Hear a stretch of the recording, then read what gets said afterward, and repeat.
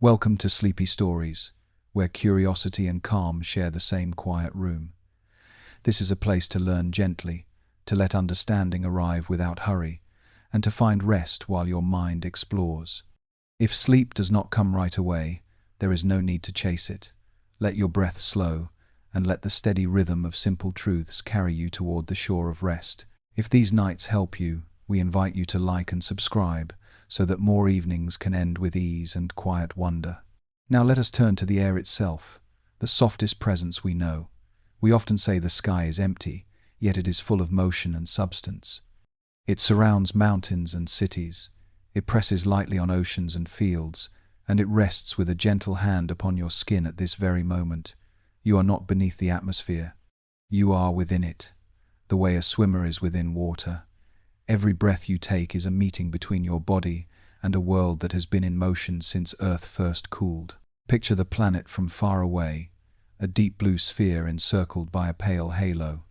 That glowing rim is our atmosphere, thin in height, generous in spirit. Inside that envelope lives every cloud, every bird, every echo, and every scent that has ever drifted across the world. Air seems quiet, but it is never still. It moves in slow rivers and quick streams. It curls, climbs, and settles. In those movements lie weather and color, the shapes of clouds, the paths of seeds, and the comfort of shade. Without this restless skin of gas, seas would lose their temperate calm, land would swing between extremes, and sound itself would fall silent. As you breathe, you take part in a very old exchange. The air that enters your lungs has touched leaves and waves and stone. It has moved through forests where green cells made oxygen in bright sunlight. It has flowed across deserts where dust rose and sailed to distant continents. It has washed over ice, gathered warmth from equatorial seas, and cooled in the long hush of night. With each inhale, something ancient becomes intimate. With each exhale, you return it to the dance. The atmosphere is not a single space. Near the ground, the air is thick with scent and warmth. Higher up, the air thins, becomes cool and clear, and then grows delicate where auroras bloom and faint light shivers. Yet across all of these heights, one simple truth holds: warmth and weight guide motion. Warm air rises, cool air settles, pressure seeks balance. From these quiet rules, wind is born. In a moment you will follow that motion from gentle breeze to the wide patterns that circle the globe. For now, rest in the idea that you are breathing from a living ocean of air that is always moving toward equilibrium. Listen to the small sounds that air carries. There is the soft stir of fabric, the distant hum of a night road, the hush that fills a room when thought becomes slow. All of it is air in motion. Even silence is a presence here, a calm space inside the same medium that holds thunder and music. The air is the messenger that allows one living thing to know another. It is also the blanket that keeps warmth close at night and tempers the sun by day. Tonight our journey will follow the currents of the sky. We will begin with the birth of an atmosphere in the hot youth of the planet, when gases rose from the interior and water began to cycle between sea and cloud. We will rise through the layers above us, learn how temperature and pressure shape movement, and trace the paths that bend around the world. We will watch storms gather and spend their strength, and we will rest in the quiet between weather fronts.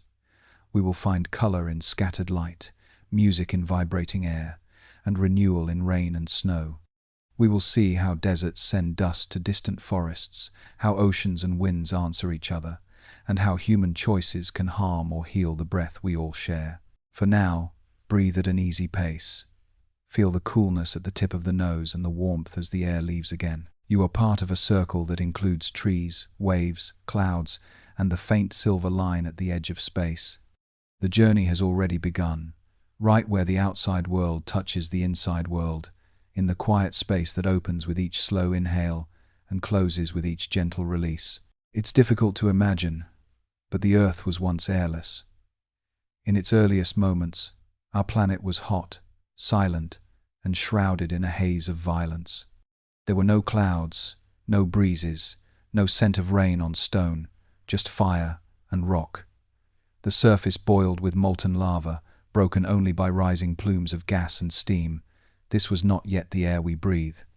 It was something raw, a mixture of volcanic exhalations, carbon dioxide, water vapor, ammonia, methane and other gases pushed upward from deep inside the planet's still-forming crust. This violent beginning was, strangely, the first breath.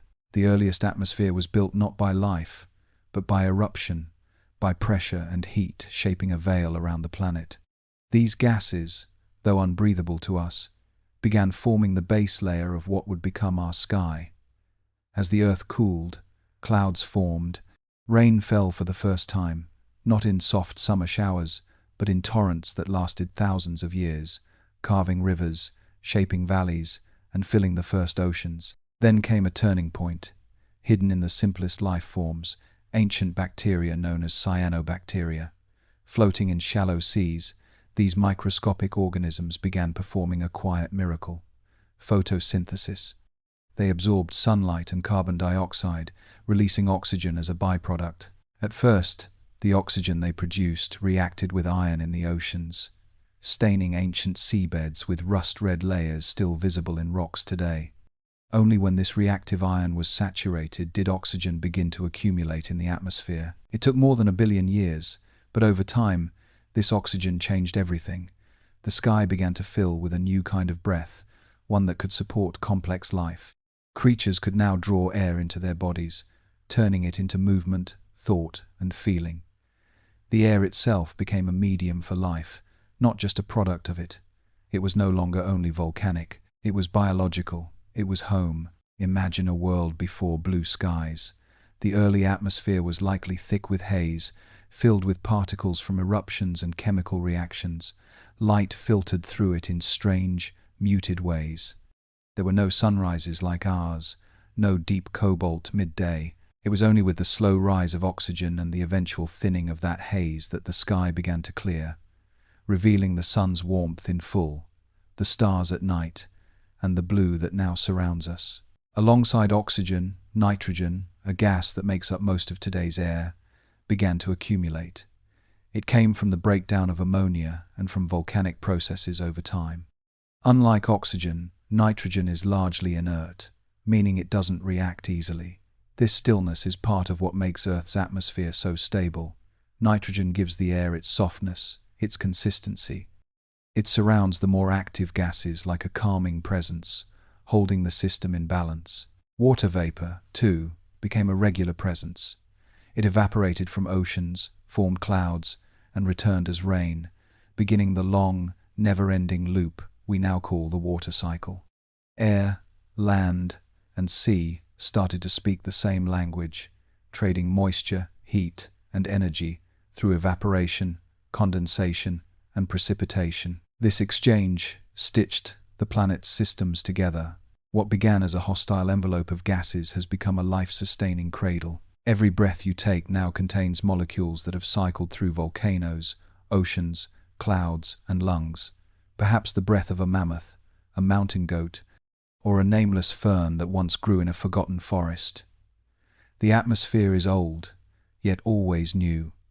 It is a system in motion, a record of ancient change, and a container for present life. Even as you lie still now, breathing gently in the quiet of night, you are part of that story. The oxygen in your lungs was made by sunlight touching green. The nitrogen around you has drifted for millions of years without reacting. The air you exhale will rise, mix, travel, and one day be drawn in by someone else, or by something else entirely. There is comfort in this continuity. The sky is not just above you, it is within you. It has been shaped by flame, by time, and by life. Though we walk only the surface of the earth, the space above us is layered like a hidden staircase into the unknown. The air you breathe is just the beginning, a thin slice of a much larger system that stretches upward, changing in temperature, pressure, and character as it climbs. These invisible layers form the architecture of our sky, each one with its own behavior, silence, and rhythm. The lowest layer, where all life unfolds, is called the troposphere. It begins at ground level and reaches upward for roughly 10 kilometers, higher at the equator, lower at the poles. This is where all weather happens. The clouds you see, the rain that falls, the snow that hushes the landscape, All of it takes place in this lower, restless band. Here, warm air rises, cools, and sinks again. It's a place of endless mixing, fueled by the heat of the sun and the turning of the earth. Birds fly here, as do airplanes. It is the most familiar, the most lived-in part of the sky. Above the troposphere lies the stratosphere, a region of calm. If the troposphere is a place of motion and weather, the stratosphere is a place of order. Winds are steady. Temperature, strangely, increases with height here, thanks to a fragile layer of ozone that absorbs the sun's ultraviolet light. That absorption warms the upper stratosphere and creates a kind of thermal lid over the turbulence below. The ozone layer itself is only a few millimeters thick if compressed, yet it shields every living thing from harm.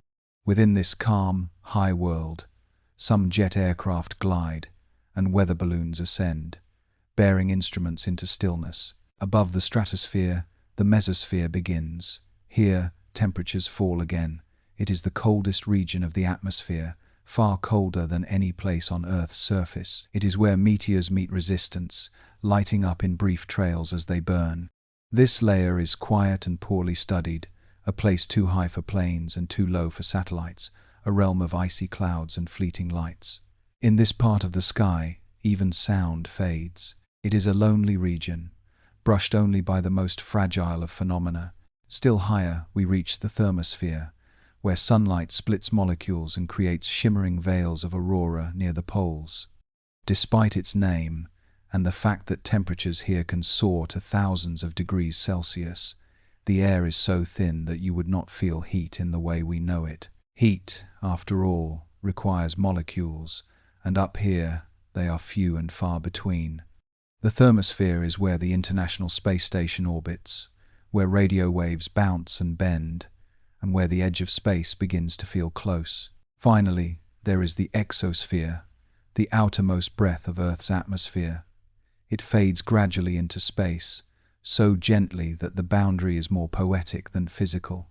Here, particles drift outward, some never to return, caught in the weak grip of gravity and the push of solar wind. This is the edge of the sky's reach, where air loses its name and becomes something else entirely. These layers are not separated by walls or lines. They flow into each other, defined not by appearance but by how temperature shifts with height. A rise, a fall, then a rise again, each change marking a new domain with different rules. The layers do not look different to the eye, but to the instruments of science, they are distinct and real. Understanding them is like reading a story in invisible ink. The air is more than a single thing. It is a series of changing spaces, each one built by heat, motion, and the pull of gravity. Together, they protect life, shape weather, and offer paths for sound, light, and signal. Tonight, as you lie beneath this layered sky, you are cradled within the troposphere. Just above, silent currents slide eastward. Higher still, molecules scatter sunlight into color and absorb rays that would otherwise harm, and far above that, the sky thins to silence, until only stardust and the occasional echo of aurora remain. You are not far from space, yet you are held gently in the most precious part of the atmosphere, where breath is possible, where clouds are born, and where life stirs endlessly in the air we often forget to see. The sky is never truly still. Even on a windless day, even in the calm before a storm or the silence of night, the atmosphere is in motion. That motion, whether it forms the swirl of a hurricane or the whisper of a breeze, begins with two partners, temperature and pressure. Together, they move through the air like dancers, drawing patterns across continents, shaping clouds, sending rain, and guiding the currents we rarely see but always feel. At its heart, air moves to balance itself. When one place grows warmer than another, or when pressure builds in one region and falls in another, the atmosphere begins to shift. Warm air rises, not because it's lighter in substance, but because its molecules spread out, become more energetic, and take up more space. As it rises, it creates a zone of lower pressure near the surface. Cooler air nearby, denser and heavier, rushes in to fill the space. And so, wind is born, not from chaos, but from the simple quest for equilibrium. This process plays out on every scale. In a single room, you might feel it as a draft near a door, or the gentle flow of heat from a sunny window.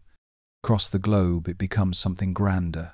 Trade winds, jet streams, monsoons and cyclones, all guided by temperature differences and the air's unending need to balance. It's a dance without a leader, yet always in motion, always adjusting. Picture a sunlit field in the late afternoon. The ground, warmed by the sun, heats the air just above it. That air, now lighter, begins to rise. Higher up, where the sun's influence is weaker, cooler air waits. As the warm air ascends, the cooler air slides downward to take its place. This convection, the upward and downward movement of air caused by heat, forms the building block of clouds and weather systems. It may begin with a single patch of warm ground, but it can grow into towering columns of moisture, thunderheads, and eventually rain. Pressure adds another layer to the pattern. Atmospheric pressure is simply the weight of the air above a given point. It is greatest near the Earth's surface, where all the upper layers press downward. As you rise in altitude, there is less air above you, and the pressure falls. These changes are subtle to the eye, but not to the body. They shape how clouds form, how planes fly, and how storms gain strength. Where high pressure dominates, air sinks slowly, warming as it descends. This prevents cloud formation and often brings clear skies. Where low pressure reigns, air rises, cools, and condenses into clouds and precipitation. This is why a deep, low-pressure system often signals incoming rain or snow. The air is lifting, cooling, and shedding moisture as it reaches higher, colder altitudes. The Earth's rotation adds another complexity. As air moves, it is subtly deflected by the planet spinning beneath it, a phenomenon known as the Coriolis effect. This deflection causes winds to curve instead of moving in straight lines, turning large weather systems into spirals and giving hurricanes their signature swirl. But even this bending follows the same basic laws. Heat rises, pressure equalizes, and air adjusts accordingly. And so the dance continues, day and night, season to season. What we call weather is simply the atmosphere seeking balance. The warmth of sunlight, the coolness of shadow, the shape of the land, and the turning of the earth all choreograph the air's response. Nothing in the sky is ever truly random. Even the wind that shakes a window pane or carries the scent of rain is following ancient steps laid out by energy, motion, and need. As you lie still now, your body warm beneath a quiet ceiling, that same dance continues far above. Air is moving somewhere, rising over sunlit plains, falling over darkened hills, curving around mountains, or whispering across water. It moves without rest, yet never in haste. It is the breath of the planet, drawn not just by lungs or life, but by heat and weight, by the simple rule that nothing stays still when imbalance exists. Air began to move long before anyone noticed. Long before ships crossed oceans, long before birds lifted into thermals, and long before humans gave wind a name. The atmosphere was already in motion, stirred by heat, shaped by pressure, and spun by the turning of the earth itself. These early winds had no witnesses, yet they sculpted clouds, carried seeds, carved sand, and began writing invisible patterns that would shape everything to come. As Earth cooled and oceans formed, temperature differences across the planet gave rise to air currents, warm near the equator, cool near the poles. But something else joined the dance: rotation. As the Earth turned, the rising and falling air began to twist, subtly but persistently. This turning introduced a force that would forever shape the movement of air, the Coriolis effect. It works like this. When air tries to move in a straight line over a rotating surface, it appears to curve. In the northern hemisphere, the deflection is to the right, in the southern hemisphere, to the left. The result isn't just a bend in the wind's path, it's a complete rearrangement of how global air flows. What might have been a simple push from warm to cold became a series of rotating bands, spiraling systems, and circulating cells. From these forces emerged three dominant patterns per hemisphere: the Hadley cells, near the equator, the Ferrel cells, in the mid-latitudes, and the polar cells, near the poles. Together, They divided the sky into great loops of motion, like invisible conveyor belts in the atmosphere. Air rises at the equator, where sunlight is strongest, and flows aloft toward the subtropics. There, it cools and descends, returning toward the equator along the surface, forming the steady trade winds that once carried explorers and merchants across vast oceans. Farther from the equator, other patterns took shape. In the feral cell, surface winds curve in the opposite direction, creating the westerlies, winds that move from west to east. These are the winds that shape the weather of much of Europe, North America, and parts of Asia. They are less steady than the trade winds, stirred by storms and seasons, but they still follow the same fundamental rhythm: heat rising, cold settling, motion adjusting. Near the poles, where cold air dominates, the polar easterlies blow outward from high-pressure zones, curving as they go. Here, the winds are weaker, but they complete the circuit, linking pole to equator in a looping system that never rests. To visualize it, imagine Earth as a giant sphere wrapped in ribbons of flowing air, some rising, some falling, all curving in quiet obedience to invisible laws. These ribbons don't stay in place. They shift with the seasons, responding to the tilt of the planet and the movement of the sun across the sky. But their pattern, their flow, has remained intact for millions of years. And so the first winds were not random. They were expressions of structure, of energy seeking order. They moved heat from the tropics to the poles, carried moisture from sea to land, and helped shape the very climate zones in which life evolved. They also became pathways for birds, for pollen, for insects, for the very beginnings of migration and exchange. Long before we understood why the wind blew, we responded to it. Ancient people built shelters with openings turned away from prevailing breezes. Sailors learned to read the sky and feel the shift in air before storms. Farmers watched clouds for clues carried on invisible streams. And still today, whether we think of it or not, we live in the patterns those first winds created. Tonight, somewhere over oceans and deserts, the same great cells turn. The same sun warms the tropics. The same rotation bends the wind. And as you lie still, the air above you joins that ancient system, rising, curving, settling, part of the planet's slow breath. It began before you, and it will continue long after, silent and ceaseless. The winds are not just weather, they are memory in motion. High above the land, where weather balloons drift and passenger jets cruise, narrow rivers of air carve their way across the sky. These are the jet streams, fast, slender currents that loop around the globe, quietly guiding storms, steering pressure systems, and influencing the course of seasons. Though invisible, their presence shapes the everyday world in ways few ever notice. Jet streams form where great air masses meet, most often at the boundary between warm and cold. The most prominent one, the polar jet stream, winds its way between cold Arctic air and the warmer air of the mid-latitudes. At these intersections, temperature and pressure differences become steep, and the wind responds by racing forward. Speeds can exceed 300 kilometers per hour, but unlike hurricanes or tornadoes, jet streams don't roar. They whisper, high, thin, and smooth. They exist in the upper troposphere, about 10 kilometers above sea level, just above where weather unfolds. While surface winds are influenced by mountains, forests, and cities, jet streams move freely, encountering little friction. They flow west to east, curving with the shape of continents, shifting with the seasons, and pulsating in strength like a slow heartbeat of the sky. Jet streams don't travel in straight lines. They meander, bending north and south in large waves called Rossby waves. These waves are part of what causes weather patterns to stall or shift. When the jet stream dips, it can pull cold Arctic air southward.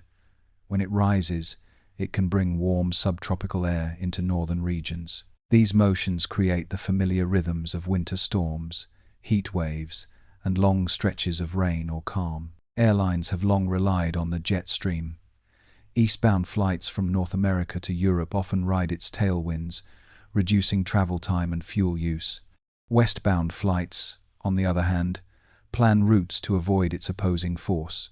The sky, even when still from the ground, has lanes and flows, some helpful, some resistant. But how did we discover these invisible highways? The knowledge came gradually. In the 1920 seconds, Japanese meteorologist Wasaburo Uishi released hundreds of weather balloons near Mount Fuji and observed strong winds at high altitude. Pilots during World War II confirmed their existence when unexpected turbulence and headwinds disrupted missions. After the war, scientists began mapping these rivers in the sky with increasing precision, revealing a system as elegant as it is powerful. Jet streams also link distant places in surprising ways. A disturbance in the jet over the Pacific can ripple across the ocean, affecting weather in North America, Europe, and even Asia. These global teleconnections, subtle and delayed, are like echoes in a vast, resonant hall. One tug, one bend in the current, and a change arrives thousands of kilometers away. And yet, for all their strength, jet streams are delicate. As the planet warms and polar regions lose ice, the temperature difference that powers the polar jet begins to shrink. Some scientists believe this is causing the jet stream to weaken and become more erratic, looping farther and lingering longer. The result may be more persistent weather extremes, droughts that won't end, rains that won't stop, cold snaps in places that once knew only mild winters. Still, tonight, the jet streams flow as they have for millions of years, swift and high, sliding over sleeping cities and moonlit seas. They do not rest, though their motion brings rest to others. As you lie quietly now, your breath slow and steady, the same atmosphere that wraps you also wraps the planet. Far above, thin threads of wind travel at incredible speeds, yet they make no sound. They do not disturb the darkness, they only carry it forward. If sleep finds you now, you are drifting in harmony with those currents. Let their direction, smooth, steady, and ancient, guide your thoughts into stillness. Let the weight of your body sink gently into the bed, as the world above moves in silence, keeping its rhythms as it always has. Not all winds race at the heights of jet streams. Some move slowly and steadily across oceans, tracing familiar paths worn by centuries of motion. These are the trade winds, among the most consistent and influential wind patterns on Earth. They have shaped not just the weather, but the course of human history, carrying ships, goods, and stories across vast blue expanses. Trade winds blow from the subtropical high-pressure zones toward the equator. In the northern hemisphere, they come from the northeast. In the southern hemisphere, from the southeast. These winds converge near the equator in a region called the Intertropical Convergence Zone, a band of rising air, towering clouds, and frequent storms. Sailors once called this the doldrums, a place where ships could stall in stillness before catching a current again. But the trade winds themselves are steady, reliable, and ancient. They are part of the larger atmospheric circulation driven by the Hadley cells, where warm equatorial air rises, moves poleward at high altitudes, cools, and sinks, creating high-pressure zones from which the trades flow back toward the equator. The Earth's rotation bends these returning winds westward, giving them their characteristic direction. Centuries ago, navigators learned to trust them. European explorers during the Age of Sail rode the trade winds to reach the Americas, Africa, and Asia. These routes became the arteries of empire, the paths along which spices, silk, gold, and people moved. They were winds of expansion and encounter, carrying not only goods, but cultures, languages, and consequences. Yet trade winds are not always peaceful. Their reliability makes them powerful, and when combined with the heat and moisture of tropical oceans, they can feed storms. Hurricanes often form in regions where the trade winds push warm surface waters westward, laying the foundation for powerful systems to emerge. The same winds that carried wooden ships can also stir towering clouds into spirals of fury. Parallel to the trade winds, but far less steady, are the monsoons. These are not just winds.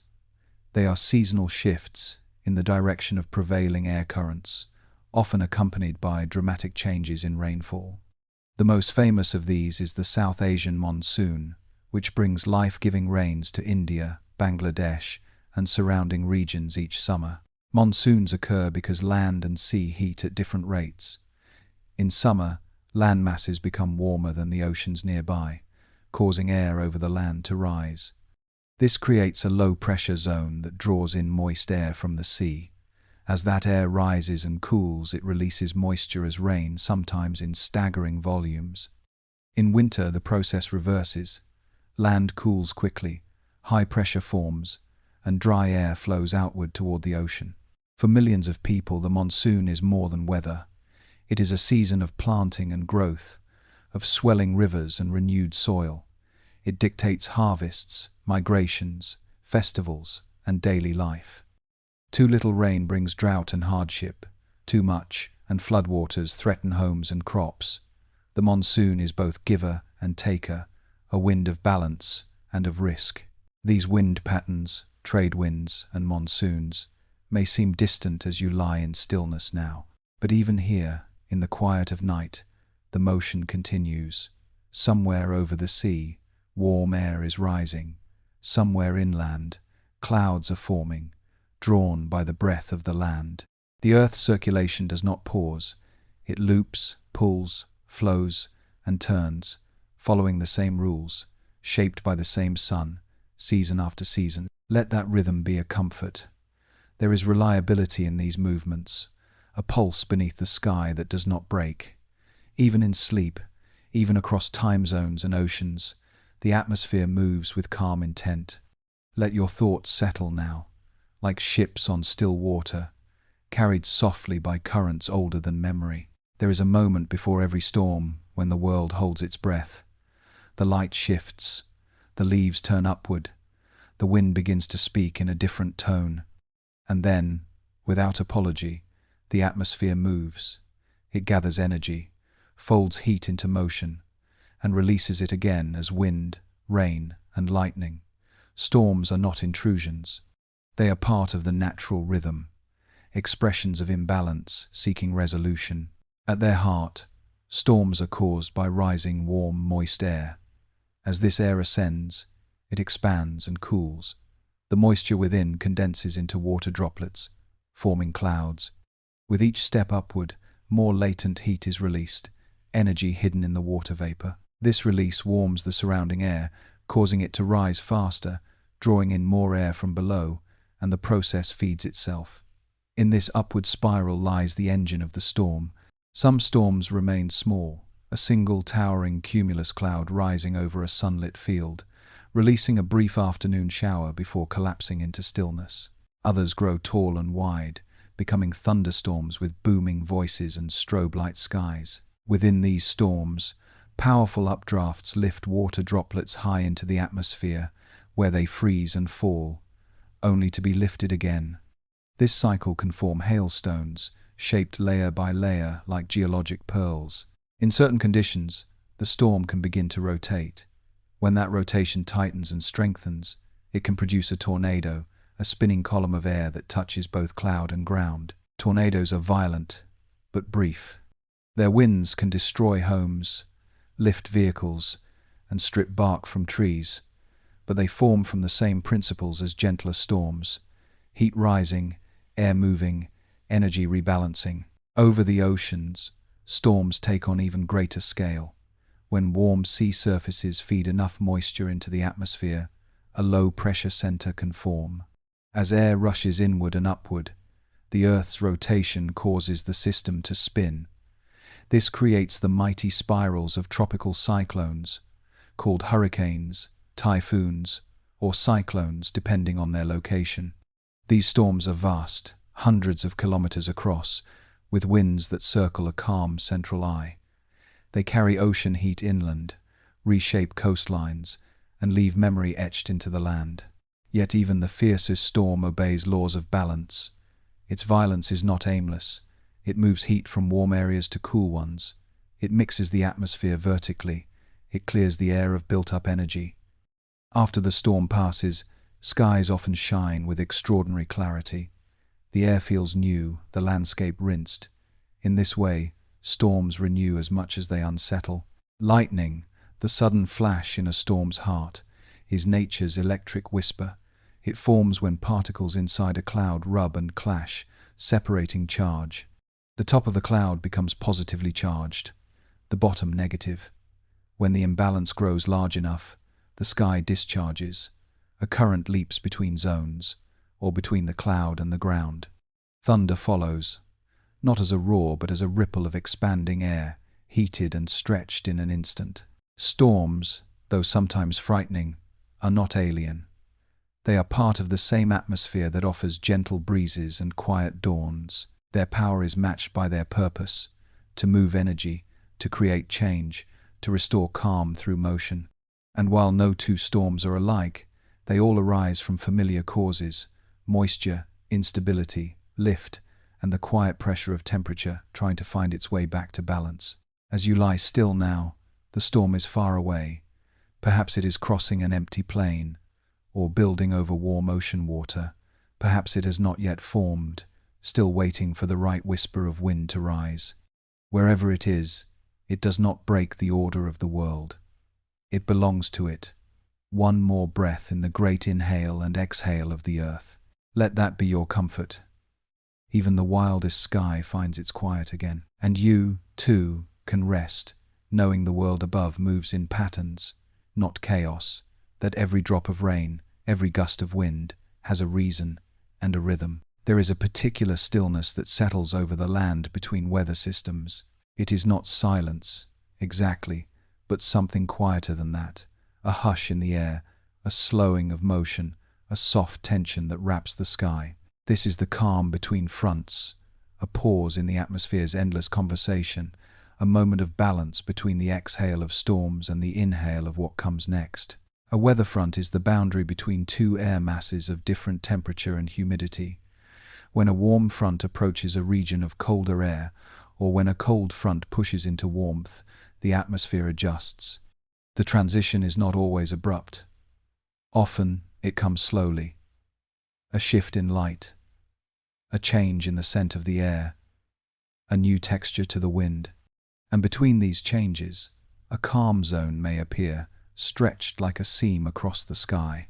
This calm is not absence, it is preparation. Behind it lies the memory of passing storms. Ahead of it waits the next motion, but within it, the air holds steady. The wind may pause. Leaves may hang motionless. Clouds may drift in long, pale streaks across a washed-out sky. The pressure evens out. Sound travels farther. Shadows grow soft. It is here, in these in-between hours, that some of the most subtle beauty in the sky reveals itself. You may see altostratus clouds spreading like glass across the horizon, or cirrus filaments whispering at high altitude. These clouds speak in quiet tones, not the towering drama of thunderheads, but the slow brushstrokes of an artist preparing a new scene. The colors of sunrise and sunset often bloom more vividly during these calms, light refracting through layers of air that hold still just long enough to scatter it wide. Scientifically, this calm is often caused by a barometric plateau, a leveling of pressure that occurs after one system passes and before another arrives. The air stops rising or falling. Moisture stays suspended. The turbulence quiets. For forecasters, this plateau can signal a transition, the pause before cold air rushes in, or the lull before warm air lifts and clouds thicken. Animals sense it too. Birds may fly lower, insects change their flight paths. Even people feel something shift, though we often lack the words for it. Some describe it as heaviness in the air, others as clarity. It is a moment when the body knows something the mind hasn't caught up to, that the world is on the cusp of change, but not there yet. This space between fronts is important. It allows the atmosphere to recover. It gives clouds time to reorganize, for temperatures to reset, for the earth to breathe.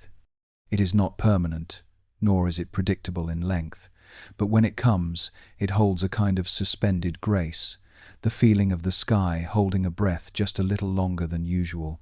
To be within this stillness is to witness the atmosphere in a rare state of quiet readiness. It is like the brief silence in an orchestra just before the next movement begins. No instrument sounds, but all are poised.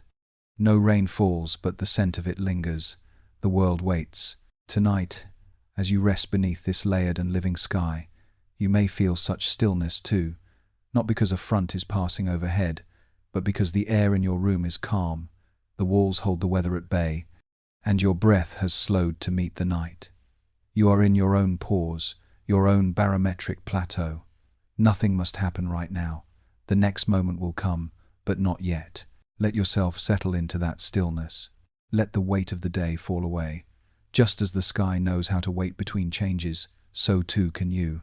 There is peace in the in-between, not in action, not in arrival, but in the simple presence of now. Look up, and you will almost always see them, shifting, drifting, glowing, or dark. Clouds are the ever-changing artwork of the atmosphere, painted by invisible hands. They carry water, yes, but they also carry light. They break it, bend it, scatter it, and color it. In their endless variations, clouds act as both sculptors and canvases, shaping the mood of the sky and reflecting the story of the air beneath them. A cloud begins simply, as moisture suspended in rising air. As air ascends and cools, its capacity to hold water vapor decreases. When it reaches its dew point, the vapor condenses around microscopic particles, dust, salt, or even pollen, forming tiny droplets or ice crystals. Billions of these together become visible as a cloud. Each one is a gathering of the smallest things, joined into something immense. Clouds take many forms, and each shape tells a story. Cumulus clouds puff like cotton in a blue sky, often formed on warm days with rising thermals. Stratus clouds spread in long, flat layers, casting a soft grey across the land, like a quiet ceiling. Cirrus clouds, high and thin, streak the upper sky with icy threads, often the first sign of a changing front. Cumulonimbus clouds, tall, dark towers with anvil tops, are the sculptors of thunder, lightning, and rain. They are not just weather. They are time made visible. A slow build in the afternoon suggests energy gathering. A break in the overcast hints at changing pressure. A distant pile of white above the horizon might be a storm still hours away. Clouds are the sky's vocabulary, a language of form and light. And what light does with clouds is nothing short of extraordinary. At sunrise and sunset, when the sun hangs low, its rays stretch through the atmosphere at a shallow angle.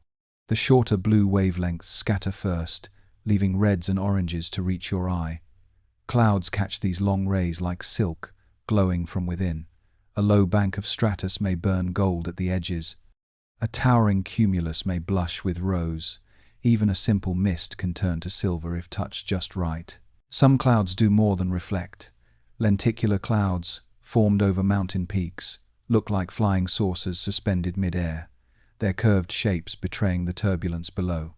Mammatus clouds, with their hanging, pouch-like formations, resemble a field of soft lanterns, and often signal powerful storms. Fog, the lowest cloud of all, wraps the earth itself in quiet, bringing the sky down to the ground. Clouds also filter light. On overcast days, the world becomes soft-edged.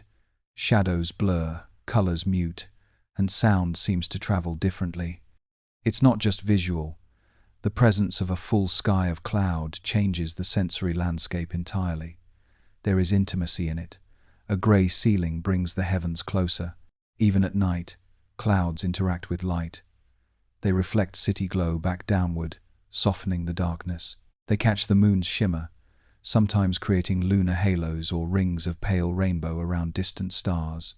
A sky with clouds is never empty. It is always active, even in its quietest forms. Yet clouds are temporary. They form, change, and vanish. What you see now may not return.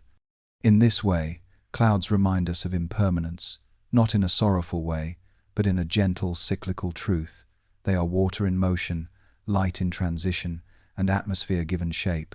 As you lie still, somewhere above you, clouds drift. Whether your skies are clear or cloaked, those shapes continue their silent work, holding light, releasing moisture, telling the quiet truth of the air. Their language does not need to be translated. You can feel it. A brightening, a dimming, a softness overhead. Let that softness accompany you now. Just as clouds sculpt sunlight into beauty, let your thoughts drift into sleep, shaped not by urgency, but by the slow, floating rhythm of air. There is no need to hold on. Like a cloud, you are allowed to change, to rest, to pass through. When rain falls, it is not simply water leaving the sky. It is the atmosphere remembering its promise, to gather, to hold, and finally, to return. Rain is the sky giving back what it borrowed, releasing what it carried, offering the earth its own moisture, softened and stilled. The journey of a raindrop begins invisibly. Moisture rises from oceans, lakes, and leaves. As it ascends with warm air, it cools. The vapor condenses around tiny particles floating in the sky. Dust, sea salt, pollen, these droplets gather, joining others, building mass within clouds. At first they float, held aloft by upward currents of air. But as they grow heavier, gravity begins to tug. The droplets fall, and when enough fall together, we call it rain. There are many types. A light drizzle, soft and whispering. A steady rain that taps gently on rooftops and windows. A downpour that roars, hammers soil, and fills every crevice. Each form depends on the temperature, the height of the clouds, the speed of the wind, and the shape of the land below. But at their core, all rains are the same. Earth's moisture, briefly lifted into the sky, finding its way home. Rain does more than soak. It nourishes, it carves, it carries, it darkens soil, and wakes seeds from sleep. It refreshes air, heavy with dust or pollen. It draws oil from pavement, releasing a scent known as petrichor, that earthy aroma we associate with rain's arrival, caused by oils released from plants and bacteria when water touches dry ground. The smell is ancient and grounding, a reminder that something essential has returned. In forests, rain gathers on leaves, drips from canopy to undergrowth, and sinks into roots hidden deep below. In cities, it flows along gutters, fills drains, and pools in places forgotten until puddles remind us. On mountains, rain may meet cold and become snow. In deserts, a rare rainfall may awaken blooms that wait years for their single chance to flower. Rain is not just falling water. It is the signal of change, the rebalancing of what was held too long. Some rain begins high in the sky as snow, melting into drops as it descends. Some never reaches the ground at all, evaporating mid-fall in dry air, a phenomenon called virga, visible as streaks beneath clouds that never quite touch earth. Even in this unfulfilled return, the sky is trying. Rain also cools. As droplets fall through warmer air, they absorb heat and bring it downward.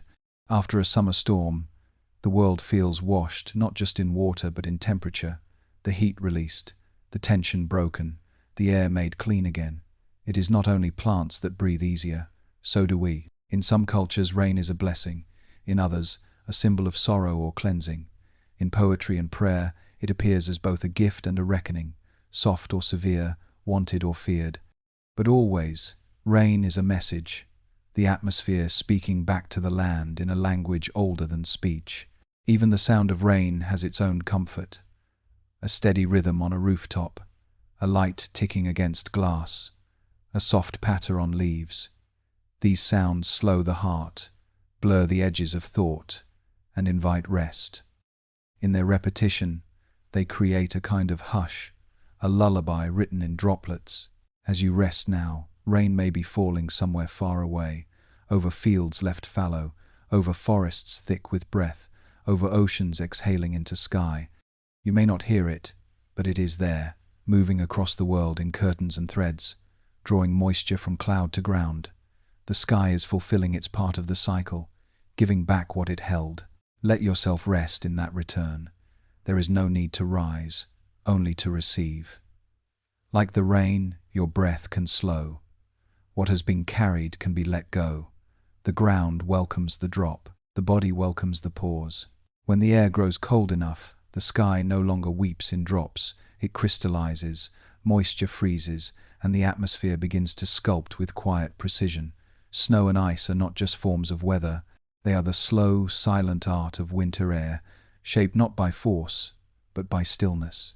High above the ground, where clouds stretch across freezing altitudes, water vapor can bypass its liquid form and transform directly into ice. Around the tiniest particles, a grain of dust, a bit of ash, or a speck of salt, the molecules arrange themselves into hexagons. The structure repeats, growing outward with fragile symmetry. No two snowflakes are identical, yet all share the same geometry. 6 sides, born of molecular logic and environmental chance. Snowflakes fall slowly, each one drifting through layers of changing temperature and humidity. Their shapes may twist, branch, or flatten depending on the air they move through. A slight rise in warmth and they begin to melt, a dip and they grow new arms. Their descent is a journey through microscopic variation, and by the time they reach the ground, each one is a frozen memory of the air it passed through. The sound of snow is not a sound at all, it is the absence of it. Snow absorbs noise. It covers the world in hush. Streets quiet, footsteps soften. The edges of sound are rounded off like corners worn smooth by time. This acoustic stillness is not imagined. Freshly fallen snow can absorb as much as 60% of ambient noise. It is silence, made physical, and in that silence, the world feels closer. Light bounces differently off snow, scattering into every direction, creating a glow that turns night into a soft blue hush. This albedo effect, the reflection of sunlight, also cools the earth by sending solar energy back into space. Snow doesn't just fall. It lingers, brightening the land, slowing the thaw, extending winter's influence beyond the storm. Not all ice falls as snow. In freezing rain, droplets descend through a layer of cold air near the surface and freeze on contact. The result is a world glazed, every branch and wire encased in clear glass. In sleet, raindrops freeze mid-air and fall as tiny, icy pellets, bouncing and skittering across roads and roofs. And sometimes, when moisture remains suspended in cloud and the temperature is just right, diamond dust falls, tiny ice crystals glinting in still air, sparkling without sound. To those who live in colder climates, snow is more than a curiosity, it's a rhythm. It signals changes in movement, behavior, even emotion. Paths must be cleared, fires built, hibernations honored. Yet even in its challenges, snow offers reflection. Its uniform blanket hides differences. The jagged becomes smooth, the rushed becomes slow. Culturally, snow has long symbolized both purity and impermanence. It falls in quiet, but melts with the sun. It arrives without announcement, but leaves behind wet footprints and memory. Poets write of its silence, children write their names in it, travelers mark it with their passing, and always it returns, not exactly the same, but familiar. Somewhere now it may be snowing, not in a storm, but gently, almost imperceptibly, perhaps over tundra, or forest, or the empty fields beyond a sleeping village. The flakes fall without hurry, drawn not by gravity alone, but by the quiet need to settle, to come to rest. And as you breathe slowly in the calm of night, your own stillness mirrors theirs. No flurry, no rush, just soft descent into rest. You are not falling. You are landing, gently and precisely, like snow that has waited its entire journey for the right place to arrive. Let that thought settle with you now, that you do not need to push or shape anything. You are already forming your own symmetry, slowly, invisibly, in quiet air. And as the world softens, so can you. The air is not empty, even on the clearest day, even when the sky seems like pure light and space. It is filled with travelers, drifting, spiraling, floating almost invisibly. Dust, pollen, spores, tiny seeds, crystalline salt, bacteria, microplastics, life and matter, suspended and moving. With every breath, you take in not just gases, but history, geography, biology. The particles in the atmosphere are called aerosols, and they come from everywhere. Some rise from the soil, kicked up by wind over dry plains. Others lift from the ocean as waves crash and burst bubbles that fling sea salt into the air. Forests send up pollen and fungal spores in staggering quantities, creating seasonal waves of motion. Fires, both wild and controlled, send soot into the sky, black carbon that can ride the wind for days. Even volcanoes join the conversation, releasing ash and sulfur into layers far above weather, where it may circle the globe before finally settling. But not all of it is debris. Some of what floats aloft is alive. Bacteria, fungal spores, fragments of insects, all can be found miles above the ground. They are carried by thermals, by storms, by global wind patterns.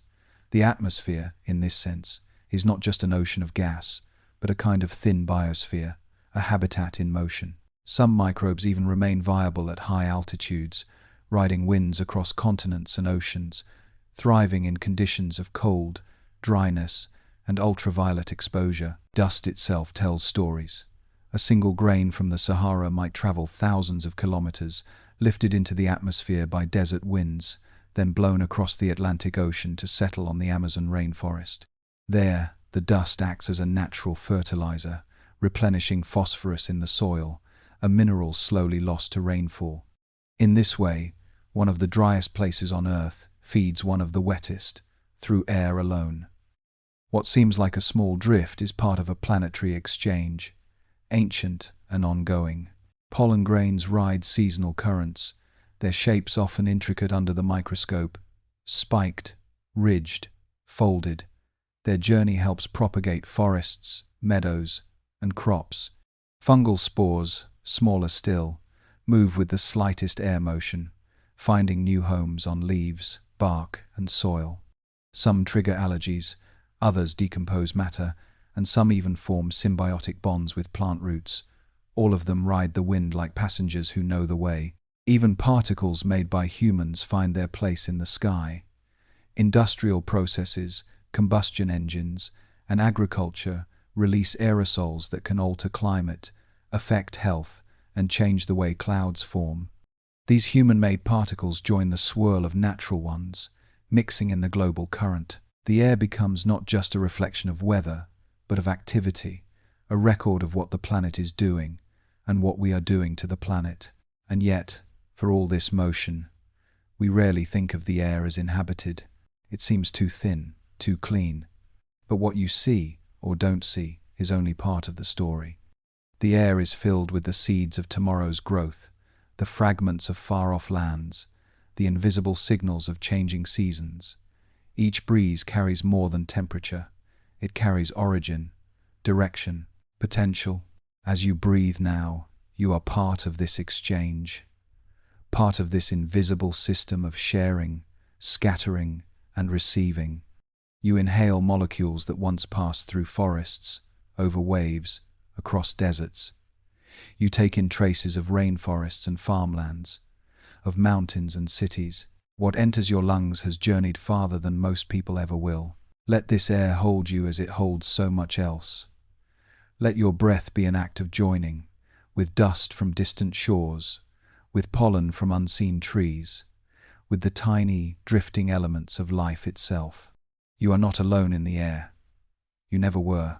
The atmosphere may look like a simple space, clear, blue, and open, but within it unfolds one of the most delicate and intricate chemical systems on Earth. Every breath you take contains a careful blend of gases, mostly nitrogen, some oxygen, and a scattering of others, each with a purpose, each part of a balance refined over billions of years. The most abundant is nitrogen, making up about 3/4 of the air. It is quiet, inert, and calming. It does not easily react, and that stability allows other processes to unfold without interruption. Nitrogen provides the volume, the softness of breath, the neutral background against which everything else takes shape. Without it, the air would be too reactive, too volatile. Its stillness is what makes motion safe. Oxygen, by contrast, is dynamic. It is the enabler of flame, of metabolism, of decay and renewal. It fuels cells, powers animals, and rusts iron. About 1/5 of the atmosphere is oxygen, just enough to sustain life, but not so much that fire runs wild. Too little, and we would gasp. Too much, and even a spark could become a blaze. The balance is not random. It is tuned. Then there are the trace gases, Argon, neon, and helium, quiet presences, largely uninterested in reacting, drifting through the atmosphere like ghosts. More consequential are the reactive traces, carbon dioxide, ozone, and methane. Though present in far smaller amounts, these gases exert great influence. Carbon dioxide, CO2, is the breath of animals and the food of plants. It traps heat in the atmosphere, warming the planet just enough to support life. Without it, Earth would be a frozen world. With too much, the balance tips, heat builds, ice retreats, and systems strain. It is both vital and dangerous, a gas we cannot live without, and one we must now manage carefully. Ozone, O3, is another chemical paradox. High in the stratosphere, it forms a thin shield that blocks harmful ultraviolet radiation from the sun. Without it, life on land would struggle to survive. But near the ground, ozone becomes a pollutant, irritating lungs and harming plants. The same molecule, helpful in one place, harmful in another, its effect defined not by its nature, but by its location. These gases interact constantly. Sunlight splits molecules. Water vapor forms radicals. Reactions happen in seconds or over years. The atmosphere is not static. It is a vast, open laboratory, a place of chemical negotiation, where temperature, pressure, light, and time create endless transformations. Clouds, too, play a chemical role. Droplets can act as tiny reactors, dissolving gases and allowing them to interact. Rain can scrub pollutants, but also carry them downward. Ice crystals can host reactions that deplete ozone. Even lightning plays a part, striking nitrogen and oxygen together, forming compounds that feed soil when washed down to Earth. The chemistry of air is also deeply connected to the biosphere. Forests absorb carbon dioxide and release oxygen. Wetlands emit methane. Soil bacteria fix nitrogen into usable forms. The planet breathes not just through lungs and leaves, but through chemistry itself, gases rising and falling with the seasons, with the cycles of life and decay. And within that invisible system, we exist. Every cell in your body depends on the precise delivery of oxygen. Every exhale adds carbon dioxide to the world. You are part of the exchange, not separate from it. Even now, as you breathe slowly in the quiet, those molecules are at work, entering your blood, feeding your cells, returning to the sky. Let the air continue its quiet work. It does not need to be seen to be known. It does not need to be loud to be powerful. Chemistry is unfolding all around you, gently, invisibly, holding the balance between warmth and cold, between life and silence. Trust in that balance. It has held longer than memory, and it continues, even in stillness. Breathing is something we do without thought, yet it is among the most profound acts of connection we experience. Each inhale draws the outside world inward. Each exhale releases a part of us back into the air. We tend to think of breath as personal, our own private rhythm, but in truth, it is shared. Across species, ecosystems, and generations, breathing binds us in a global exchange of gases and life. The atmosphere is a collective breath. Plants, animals, oceans, and microbes all participate in shaping its composition. Forests draw in carbon dioxide, using sunlight to break it down and store the carbon in wood, roots, and leaves. In doing so, they release oxygen, the gas most animals, including humans, rely on. At night, the process reverses slightly, as plants breathe in oxygen too. But across a planet-wide scale, photosynthesis dominates, feeding the air with freshness each morning. Oceans breathe as well. Near the surface, plankton perform a kind of underwater photosynthesis, generating vast amounts of oxygen. These microscopic organisms, drifting with currents and light, contribute more oxygen to the planet than all the forests combined. Meanwhile, cold seawater absorbs carbon dioxide, drawing it downward into the deep ocean, where it can remain for centuries. The air and sea speak in gas. Even soil has a breath. Fungi and bacteria within the ground consume organic matter, releasing carbon dioxide. Roots inhale oxygen. Earthworms turn the soil, helping gases move. Under certain conditions, wetlands and bogs release methane, a powerful greenhouse gas. The earth, it turns out, is full of quiet lungs. Animals breathe in concert with all of this. Mammals, birds, reptiles, insects all draw in oxygen and release carbon dioxide. Each organism contributes a small part to the whole, and the balance holds because of the collective scale. The air inside your lungs right now contains molecules exhaled by trees in the Amazon, by whales in the Pacific, by wolves, cows, butterflies, and people. The breath you take may contain atoms once carried by Cleopatra or Confucius, or exhaled by a bird in flight 10 minutes ago. Air mixes continuously. Within a few days, any breath becomes part of a global blend, indistinguishable from all the others. In this way, breathing is both intimate and infinite. There's a wordless humility in this truth, that our most private act is also a planetary one. The atmosphere does not distinguish between species or borders. It responds to rhythms, the slow exhalation of trees at dawn, the quick panting of an animal in pursuit, the still breath of sleep. All are welcome, all are included. Even emotions shape breath. Joy lifts it, grief catches it, peace slows it. And yet, beneath all those shifts, the chemistry remains, molecules entering, reacting, leaving, returning. Breath is both expression and exchange. When we speak of environmental balance, we are also speaking of breathing. The rise in atmospheric carbon is not just a number, it's a shift in the inhale and exhale of the planet. Forests cleared, oceans warming, soil disturbed, all of it changes the rhythm of the Earth's breath. To restore balance is to allow the planet to breathe more freely again. As you breathe now, let yourself feel part of that rhythm. Not just your own, but the shared breath of trees, water, soil, and sky.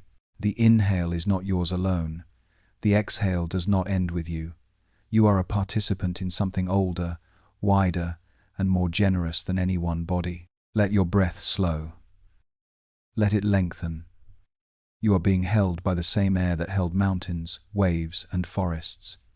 The same molecules pass through you that once fed a flame, turned a windmill, floated a feather. This is the air we share. This is the life we share. Air itself has no color. It is transparent, invisible, weightless in our view. And yet, when we look up, the sky is not blank.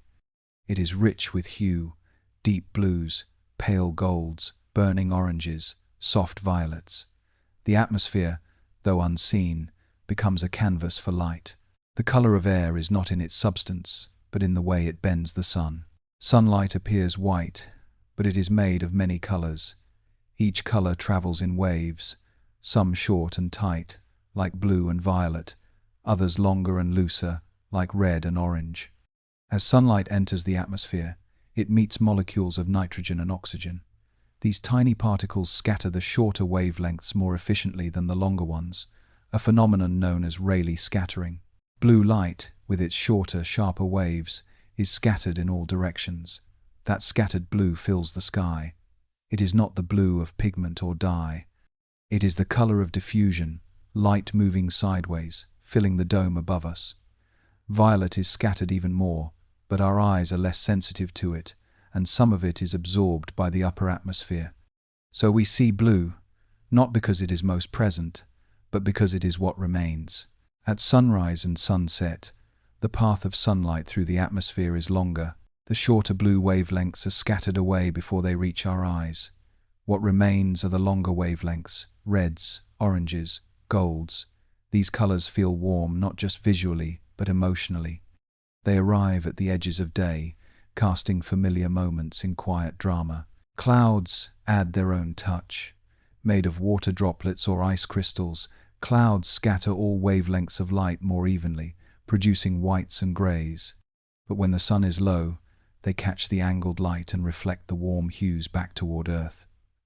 A cloud at sunset can become a sculpture of fire. At dawn, it may glow like a coal, lit from within. On certain days, dust or pollution adds to the effect. Particles suspended in the air scatter light differently. Wildfires may deepen sunsets into blood orange. Volcanic ash can pale the sky, muting its blue into something chalky and strange. Human-made aerosols, too, can brighten or dim the light depending on how they scatter or absorb. Even at night, air plays with color. The aurora borealis and aurora australis, green and violet curtains near the poles, are born when charged particles from the sun collide with atmospheric gases. Oxygen emits green or red light, nitrogen contributes blue or purple. These lights dance silently, flowing like breath through the upper sky. Then there is the blue haze that settles in distant valleys, especially in mountainous forests. This is not an illusion. Some trees release volatile organic compounds that, when combined with sunlight, form particles that scatter blue light. The Blue Ridge Mountains, the Smoky Mountains, even the haze above eucalyptus forests, all are colored by this natural atmospheric chemistry. The color of air changes with the day, the season, the weather. It shifts with altitude, with humidity, with the angle of the sun. But it always comes back to one truth: light and air are dancing. They touch, they part, they bend, they bloom. In their interaction, the sky becomes a living painting. As you lie still now, the air around you may seem dim or blank, but above the roof, above the clouds, light continues its play. Somewhere, the sky is blue. Somewhere else, it burns orange. Somewhere, it deepens into indigo as night draws close. The canvas has not gone blank, it has only turned its face. Let your thoughts drift with that color. Let them move with the light, scattering softly, finding rest not in darkness, but in the quiet glow of the unseen. The sky is not black or white. It is always something in between, always full of tone, even in silence. Air is not silent. Though it carries no voice of its own, it becomes the medium through which almost every sound we know is born and shared. Without air, there is no whisper, no music, no laughter, no storm. Sound, in its essence, is movement, a vibration that travels from one place to another by touching and passing energy through something else. In our world, that something is air. When something moves, a string plucked, a door closed, a hand clapped, it disturbs the air around it. The molecules closest to the source are pushed, nudged forward. They, in turn, push the molecules beside them, and the motion ripples outward. These pressure waves travel at around 343 meters per second at sea level, faster in warm air, slower in cold. When they reach your ear, they move your eardrum in just the right way, allowing your brain to interpret vibration as sound. Wind itself is the movement of air, but its voice depends on what it touches. A breeze through tall grass becomes a rustle, through leaves, a hush. Around the corners of buildings, it howls. Across strings of wire or hollow branches, it whistles. These aren't the wind's words, but the instruments it plays.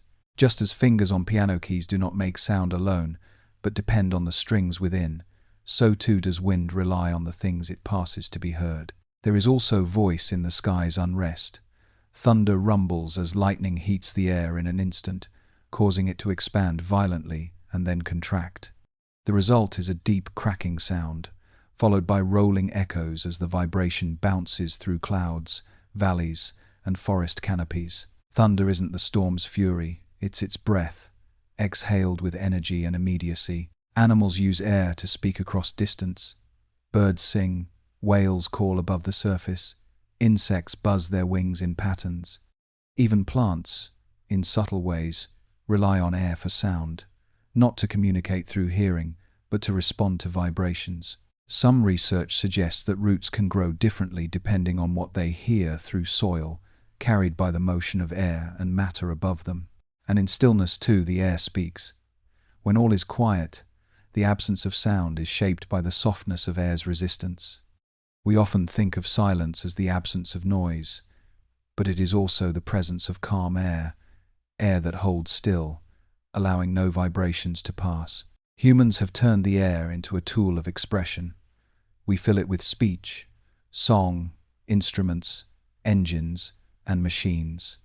Language would not exist without the shape of breath, the articulation of sound through lungs, throat, tongue, and lips. Each word you speak is a sculpted breath. Every sentence is a wind made personal. We even use air to carry emotion. A sigh, a gasp, a chuckle. These are not just noises, they are shifts in breath that signal feeling. They are messages sent through the most ancient of mediums. Long before words, breath itself spoke for us. As you lie quietly now, sound may fade. The world outside might be still or distant. Perhaps you hear only the hum of something soft, the ticking of a clock, the rustle of sheets, the gentle pulse of your own breathing. These are not interruptions, they are reminders. The air is still here, still carrying what needs to be heard and what needs to be let go. Let your thoughts be like sound in a still room, gentle, brief, allowed to come and pass. Let the air hold them without resistance. You do not need to grasp them tightly. They will travel on their own, carried by something older than speech and more constant than words. At night, the sky does not close. It only quiets. The winds slow. The warmth seeps gently from the ground. The clouds thin or vanish. And the air, always moving, begins to settle. You may not feel the change directly, but your body does. As the temperature drops and the light fades, the atmosphere sends signals, soft cues to rest. The rhythm of the atmosphere affects more than weather. It speaks to life itself, aligning its slower patterns with ours. As day becomes night, the air near the ground becomes cooler, denser. This heavier air sinks, pressing gently against the earth in what's called a temperature inversion, a layer of cool air beneath warmer air above. Winds drop, turbulence calms, particulates settle. Even sound travels differently, sometimes more clearly, as if the air were focused, not distracted by motion. In this stillness, sleep comes more easily. There's science in it. A cooler room lowers your core body temperature, signaling to your circadian rhythm that it's time to rest. The quiet in the air, fewer vibrations, softer breezes, mirrors the slowing of your breath and heart. The world narrows, the light dims, the pressure stabilizes. These are not just conditions, they are invitations. Long before we understood the mechanisms of sleep, we learned to trust the night air. People opened windows, letting the cool drift in. Infants were swaddled in cribs beside the breeze. Campfires were extinguished not because sleep required it, but because the sky had already begun its lullaby. Even now, a walk at dusk, when the wind softens and the air takes on the scent of grass or stone, can ease the mind, slowing thought until quiet feels natural. The sky at night is not truly silent. Air continues to move, though more gently. Jet streams still flow above, and high clouds may drift past the stars. But the lower atmosphere begins to hold its breath. Trees stop rustling, insects fold into rest, roads grow quieter. The very medium through which noise travels becomes less responsive, as though encouraging hush. Somewhere, dew begins to form, moisture in the air cooling enough to condense on surfaces. This too is a sign of calm, that the air has released what it held, that it no longer needs to carry the weight of the day. It is a small surrender, a letting go that mirrors what your body now prepares to do. As you lie still, your breath begins to sync with this atmospheric rhythm. Inhale, and the air is cool, still, easy. Exhale, and tension leaves. The air is not watching. It is not asking. It is simply there, surrounding you, holding you, offering nothing more than presence. Somewhere above you, the night sky continues in quiet flow. Stars shine through thin currents of high-altitude wind. The air, even at its calmest, holds layers of motion, soft ripples, drifting thermals, distant echoes of pressure shifting over valleys or seas. But down here, closer to Earth, the atmosphere has curled into rest. Let yourself follow it. You do not need to understand every current. You do not need to map the chemistry of breath or the weight of silence. It is enough to feel the air on your skin, cool and constant. To know that in this moment, the planet itself is breathing more slowly, and so can you. Let sleep come, not as a decision, but as a drift, like mist over a field, like fog curling through branches, like air settling under moonlight. You are safe in this. You are part of this. And just as the atmosphere surrounds the earth in quiet, protective stillness, so too does rest surround you now. The winds of earth do not move randomly. Beneath the swirl of breezes and storms lies a deeper order, a global pattern of movement that shapes climates, guides weather systems, and redistributes heat across the planet. These great atmospheric pathways are called circulation cells, and they form the arteries of the sky. The sun strikes the equator more directly than the poles. This uneven heating drives motion. Warm air near the equator rises. As it ascends, it cools and spreads poleward. Eventually, it sinks, drawing surface air inward to replace what has risen. This simple loop, rising, spreading, falling, returning, is the essence of a circulation cell. But Earth's rotation complicates the picture. Instead of one giant cell from equator to pole, the planet supports 3 circulation cells per hemisphere. The first and most powerful is the Hadley cell, which spans from the equator to about 30 degrees latitude. Here, rising warm air drives intense convection, forming tropical rain belts and dense cloud bands. As this air spreads north or south and descends, it creates high-pressure zones associated with deserts, like the Sahara, the Arabian Peninsula, or parts of Australia. Beyond the Hadley cell lies the Ferrel cell, a zone of mixing and instability. Air here flows in the opposite direction to its neighbors, a kind of atmospheric middle ground where westerlies dominate and where many of the world's major weather systems form. This cell stretches roughly from 30 to 60 degrees latitude. Closer to the poles, the polar cell completes the pattern. Cold, dense air sinks near the Arctic and Antarctic, then moves equatorward at the surface before rising again at the edge of the polar front. These cells are weaker than the Hadley and Ferrel cells, but still vital. They help confine frigid air and shape the path of the jet stream, the high-altitude wind that meanders above the boundary between warm and cold. Together, these 3 cells create a looped rhythm of air that circulates heat, moisture, and momentum across the planet. They do not move objects like rivers move boats. Instead, they influence where air tends to rise or fall, where it brings rain or drought, where it spins storms into being. These circulation cells are not fixed. They shift with the seasons, tilting back and forth as the sun moves north and south through the year. During summer in the northern hemisphere, the Hadley cell expands northward, carrying the monsoons deeper into Asia. In winter, it retreats, drying out the land. The entire pattern breathes with the planet, adjusting slowly but steadily. The effects of global circulation are everywhere. Trade winds blow predictably toward the equator. Westerlies sweep across temperate zones. Polar easterlies churn near the ice.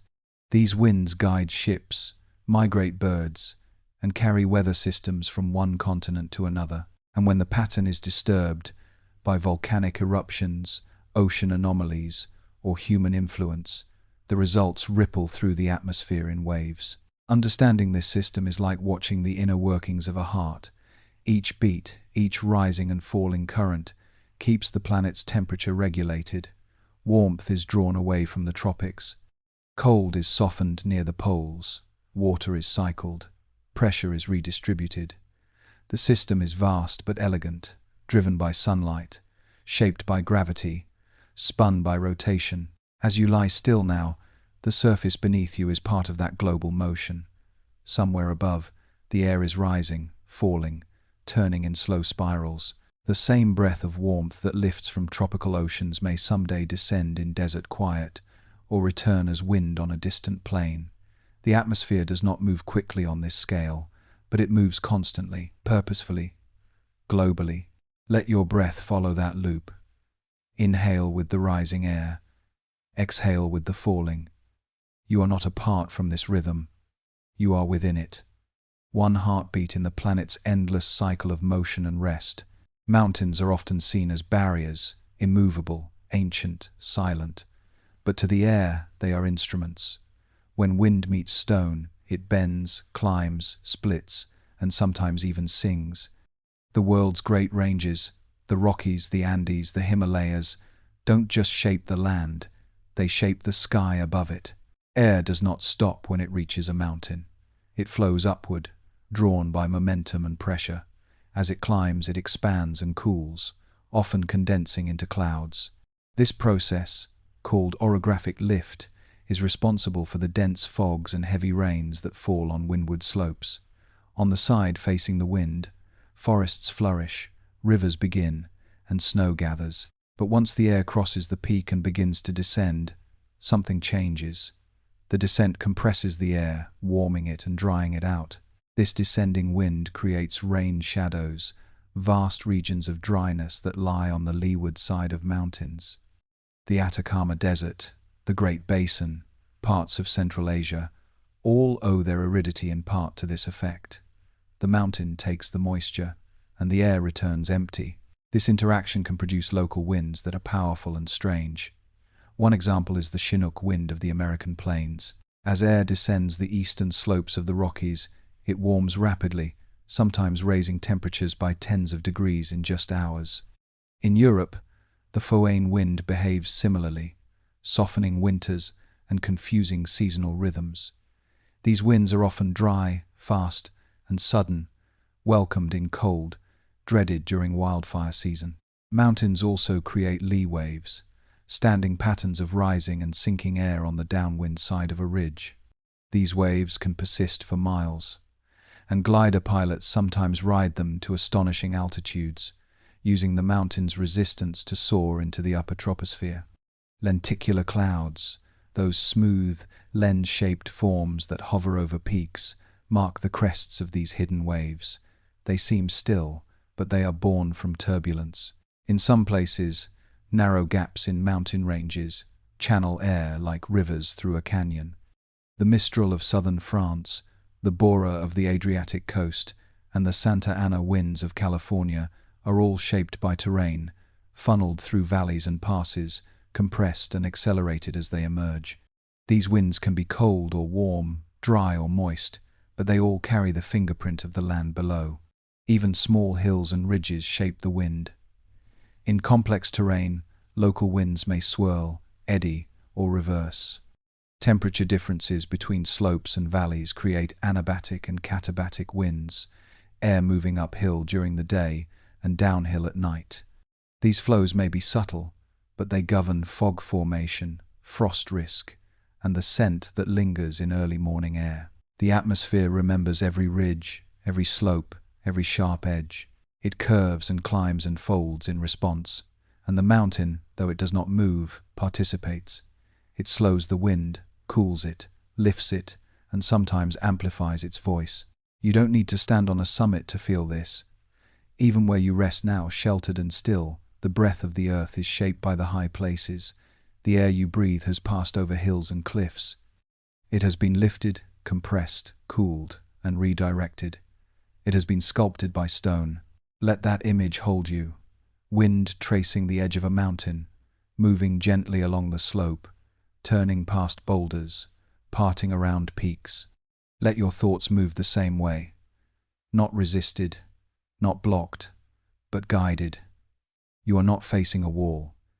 You are finding the path the wind has already carved. The air and the ocean are not separate worlds.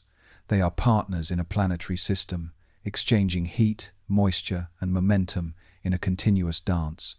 What happens in one is mirrored, reshaped, or amplified in the other. The sky may seem far above the sea, but the boundary between them is soft, alive, and always in motion. At the surface where water meets air, energy moves in both directions. The ocean absorbs sunlight and warms. That warmth rises into the lower atmosphere, heating the air and causing it to expand and move. At the same time, winds across the ocean's surface drag the water into motion, generating currents, waves, and upwellings. This interaction between wind and water drives weather, feeds ecosystems, and governs the moods of entire regions. One of the most powerful forces in this connection is evaporation. Warm water releases moisture into the air. This moisture rises, condenses into clouds, and may return to Earth as rain, often far from where it began. The tropics, with their vast warm oceans, are the engine of this cycle. They fuel towering storm systems, spin cyclones into being, and export humidity toward the poles. Every raindrop you've ever felt was once ocean mist, lifted by sunlight and carried on the wind. But the relationship runs deeper. Ocean temperatures influence atmospheric pressure patterns. The El Niño Southern Oscillation, ENSO, a recurring shift in Pacific Ocean temperatures, can warm or cool vast areas of water, disrupting normal wind patterns. When the Central Pacific warms during an El Niño event, the trade winds weaken. Rain falls where it shouldn't. Drought grips where it once rained. Storms intensify or fade. The atmosphere listens to the ocean and responds. There are also more subtle rhythms. Ocean currents like the Gulf Stream or the Kuroshio Current carry warm water from the equator toward higher latitudes. As they do, they release heat into the air, softening winter in some places and intensifying storms in others. Northern Europe's mild climate, for example, owes much to the ocean's invisible hand. Water warmed by tropical sun, carried by current, released into air. In polar regions, the ocean-air relationship becomes even more delicate. As sea ice forms, it insulates the water below, reducing heat transfer. But when ice melts, open water absorbs more sunlight and releases more warmth into the atmosphere. This feedback loop accelerates change, affecting wind patterns and jet streams thousands of kilometers away. Waves, too, are born of this bond. Wind transfers energy to the water's surface, creating ripples that grow into waves. These waves return the favor, breaking and splashing, hurling spray into the air. That spray carries salt, bacteria, organic matter, a fine mist of the ocean's breath suspended in the lower atmosphere. In coastal winds, you may taste it. In your lungs, you may carry it. The air above the ocean is never still. It teems with exchanges, carbon dioxide entering and leaving the sea, aerosols drifting upward, pressure systems sliding across thousands of kilometers. Storms gather here, especially hurricanes and typhoons. These immense spirals feed on the warmth and moisture of tropical waters, drawing energy from the ocean until they grow into vast, rotating tempests. Without the sea, they would wither. Without the air, they could not begin. As you rest now, know that even in stillness, these cycles continue. Somewhere, sunlight is lifting vapor from the waves. Somewhere else, it is returning to earth as snow. The air you breathe may carry a trace of sea salt, lifted from a distant coast, carried across continents, thinned and scattered until only memory remains. The ocean is not far. It reaches you with every breeze. Let that thought be enough for now, that even the deepest sea speaks through the gentlest wind, and that you are part of a planet where water and sky never truly part. Storms are not interruptions in the sky's rhythm. They are its crescendos, bursts of motion and energy that release what has quietly built over time. To us, they may seem chaotic or sudden, but in the language of the atmosphere, a storm is a natural expression of pressure seeking balance, of warmth rising, of wind responding to invisible forces. At the heart of most storms lies contrast: warm, moist air near the ground, cooler, drier air above. When the balance tips, warm air begins to rise quickly. This rising air carries moisture upward, where it cools and condenses into clouds. Each droplet that forms releases heat, called latent heat of condensation, which fuels further lifting. A storm, then, feeds itself. The more it rises, the more energy it gathers. Thunderstorms are the most common form of this vertical motion. A single cell may tower kilometers into the sky. Within, updrafts and downdrafts swirl like breath in a giant lung.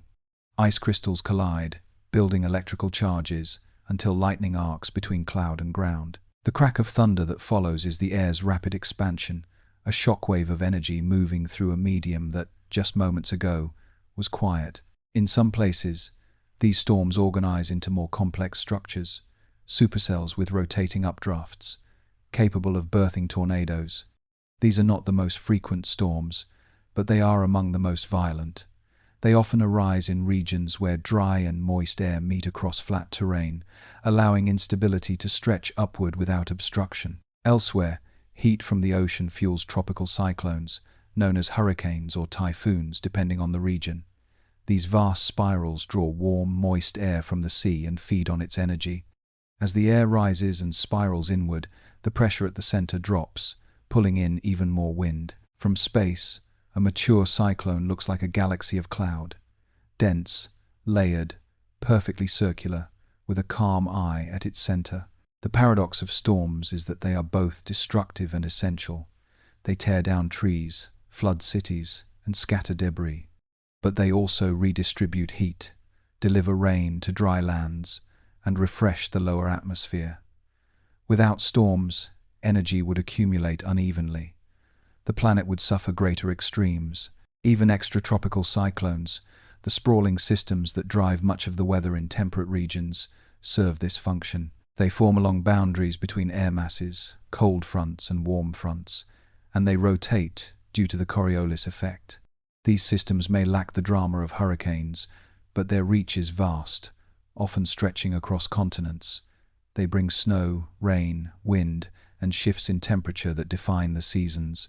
Storms also reveal the invisible scaffolding of the atmosphere. They follow jet streams, ride on baroclinic zones, and are steered by high and low-pressure systems you can't see, but which shape the sky like unseen hands. In their movement, they trace the bones of the weather's architecture, and yet, storms are not all fury. They often arrive with signs. The sudden hush of animals, the thickening of air, the change in light. Many people feel it before the clouds appear. A pressure behind the eyes, a heaviness in the joints, a sense of tension in the wind. The body, too, responds to the sky. As you lie quietly now, the air around you may be calm, but know that somewhere, the sky is rising, not in chaos, but in process, a release of what the day has gathered, a reset, a rhythm. Storms are not a failure of peace, they are the work of balance. Let that thought settle, that even the fiercest winds are part of something necessary, and that within the motion of the sky there is always return, to stillness, to softness, to calm after the crescendo. The higher you rise into the atmosphere, the thinner the air becomes, not just in pressure, but in sound, color, and presence. The sky seems quieter at altitude, but it is not empty. Above the storms, beyond the clouds, the air still moves, just more gently, more sparsely, more like a whisper than a wind. At high altitudes, the troposphere gives way to the stratosphere, and then to even higher layers like the mesosphere and thermosphere. These layers are not hard boundaries. They are transitions, like gradients of blue into violet. The pressure drops, the temperature changes unpredictably, and molecules drift farther apart. But even here, the atmosphere speaks. One of the most striking features of these high regions is the jet stream, fast-flowing rivers of air that meander near the top of the troposphere, often between 9 and 16 kilometers above the surface. These currents form where large temperature contrasts meet, such as between cold polar air and warmer subtropical zones. Though they can travel at hundreds of kilometers per hour, they are narrow, just a few kilometers wide, and they steer weather systems across continents. Pilots know these winds well. Flying eastward, an aircraft may ride the jet stream, saving time and fuel. Going west, it might avoid it, lest headwinds slow the journey. But the jet stream does more than push planes. It influences where storms will go, how long they will last, and whether they will bend, stall, or strengthen. In a sense, it sketches the itinerary of the weather. Even higher up, beyond where commercial planes fly, lie regions where the air is thin enough that balloons drift rather than float, and where satellites skim the edge of space. In these lofty zones, solar radiation plays a larger role. Ultraviolet rays split molecules, charged particles dance in magnetic fields, and rarefied gases shimmer with auroras, ethereal ribbons of green, pink, and violet that flicker in silence above polar skies. Despite the thinness, there is still movement. Gravity waves, not to be confused with gravitational waves of astrophysics, ripple through these upper layers like invisible tides. They are caused when air is pushed upward, by mountains, storms, or convection, and then oscillates as it tries to return to balance. These waves can travel vast distances and influence weather far below, bending the jet stream or shaping cloud formations from above. The atmosphere at altitude is also a place of extremes. Temperatures can swing wildly. In the stratosphere, it warms with height due to ozone-absorbing solar energy. In the mesosphere, it cools again, becoming the coldest place in the entire atmosphere. Despite these shifts, the air is too thin to feel in the way we know temperature on the ground. There is too little contact, too little density, to transfer heat effectively. And yet, this rarefied region matters. It is where high clouds are born, where long-range signals travel, where the echoes of volcanoes or nuclear tests may be detected. It is the sky's high balcony, distant, delicate, and watching. As you lie still, you are closer to these layers than you think. The air above your head stretches farther than any mountain, more fluid than any ocean. Somewhere up there, the sky is flowing, not rushing, not roaring, but whispering, shaping what will come days from now, carrying seeds of change you'll only feel when the wind returns. Let yourself soften with that thought, that the sky, even at its thinnest, is still part of you. It is not empty, it is not beyond reach. It is always there, moving, sensing, holding the planet in slow, silent motion. Air sustains us, but it can also betray us. When the sky turns foul, when it chokes instead of nourishes, we are reminded of how vulnerable we are to the invisible. Not all dangers come with thunder or storm. Some drift quietly, molecule by molecule, until the breath itself becomes a threat. Air pollution is not a new phenomenon, but its modern scale is without precedent. For centuries, smoke from hearths and kilns darkened cities, but the rise of fossil fuels transformed the sky. Coal, oil, and gas burned in massive quantities released fine particles, nitrogen oxides, sulfur dioxide, and carbon monoxide into the atmosphere. These substances are not always visible. They can hang unnoticed in the air until lungs ache and eyes burn. Particulate matter, especially the tiny fragments known as PM2.5, poses a particular risk. These particles are so small they bypass the body's natural filters and embed deep in the lungs, even entering the bloodstream. They come from vehicle exhaust, industrial emissions, burning wood, and even dust storms or wildfires. On bad days, the sky turns grey, not with cloud, but with harm. The effects ripple through the body. Inflammation, reduced lung capacity, aggravated asthma, even links to heart disease and neurological decline. For the elderly, the very young, and the vulnerable, the air itself becomes a silent adversary, and the damage isn't just short-term. Prolonged exposure to polluted air can shave years off life expectancy, changing the very rhythm of life beneath polluted skies. Cities are often the worst affected. The shape of buildings can trap pollutants, forming urban canyons where air stagnates. Temperature inversions, where warm air traps cool air beneath it, can create lids over cities, holding the pollution down like a sealed jar. The world has seen the consequences. The great smog of London, the haze over Delhi, the red skies of San Francisco during fire season. But pollution is not only a human-made problem. Nature, too, can foul the air. Volcanoes spew sulfur dioxide and ash into the stratosphere, dimming sunlight and altering weather. Dust storms sweep across continents, lifting soil into the jet stream and carrying it thousands of kilometers. Even wildfires, intensified by climate shifts, fill the sky with smoke that travels across oceans. There is also the rising concern of ozone. Not the protective layer high above, but ground-level ozone formed when sunlight interacts with emissions from vehicles and industry. This reactive gas inflames airways, damages crops, and distorts the sky's chemistry. It is a pollutant that wears a mask of clarity, for it forms on sunny days, in places that appear clean. Still, there is resilience. Plants filter air, winds dilute and disperse, rain can cleanse, pulling particles from the sky, and humans adapt, with policy, innovation, and awareness. Cities have transformed skylines with cleaner energy, electric vehicles, and green corridors. Air once opaque has become transparent again. Yet vigilance is necessary. The breath is too vital to neglect. The sky cannot be taken for granted.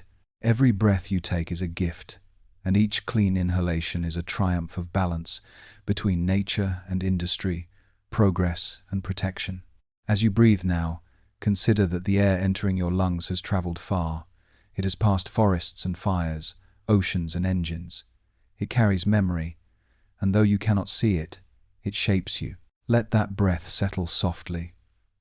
Let it be a reminder, not of danger, but of awareness, that the sky, in all its generosity, still asks for care, and that in caring for it, you care for yourself and everyone who breathes beneath it.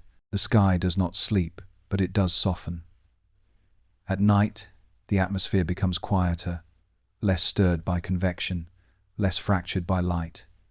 Winds ease, moisture settles. The sky takes on the weight of velvet, layered and deep. It holds everything, but presses on nothing. Sleep, too, is part of this rhythm. Though shaped by biology, it responds to air and light, warmth and wind.